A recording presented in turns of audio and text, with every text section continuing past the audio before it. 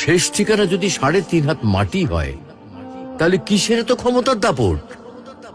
ভোর 5টায় মৃত্যু, সকাল 6টায় জানিয়ে দেওয়া হবে মাইকে, 8টায় শেষ গোসল করানো হবে, 9টায় তোমাকে নতুন কাপড়ে সাজানো হবে, জোহরের নামাজের পরে তোমার আলিশান বাড়ি থেকে বের করে নিয়ে যাওয়া হবে, 2টায় তোমার জানাজার নামাজ পড়ানো হবে, 2:30টায় তোমাকে কবরে নামিয়ে ফেলা হবে। মাটি দেওয়া শেষ হয়ে গেলে কেউ তোমার জন্য দোয়া করবে আর কেউ চলেও আসবে। এই তো জীবনের শেষ আয়োজন।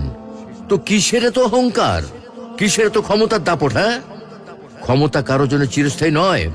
অন্যায় ভাবে কাউকে ঠকালে একদিন ঠিক নিজেকেও ঠকতে হবে, এটাই নিয়ম। হ্যাঁ, এটাই নিয়ম। ভোরের সূর্যোদয়ের আলোতে যে পৃথিবী আলোকিত হয়, সন্ধ্যার সূর্যাস্তে তা আবার হারিয়ে যেত দেখি। অসত্য দিয়ে সত্যকে কখনো ঢেকে রাখা যায় না। প্রকৃতি বড়ই নির্মম। কবে কখন কোথায় কার উপর আঘাত হানে তা একমাত্র উপরওয়ালাই ভালো বলতে পারেন। অহংকার আর দাম্ভিকতা পতনের লক্ষণ, তাই অহংকারী না হয়ে সহনশীল হন। ক্ষণস্থায়ী এই দুনিয়ায় কেউ চিরস্থায়ী নয়। এজন্য ভুলে যেতে হবে সব রোগীর স্বপ্ন, ফিরে আসতে হবে রবের দিকে, কারণ শেষ ঠিকানা তো সেই 3.5 হাত মাটি।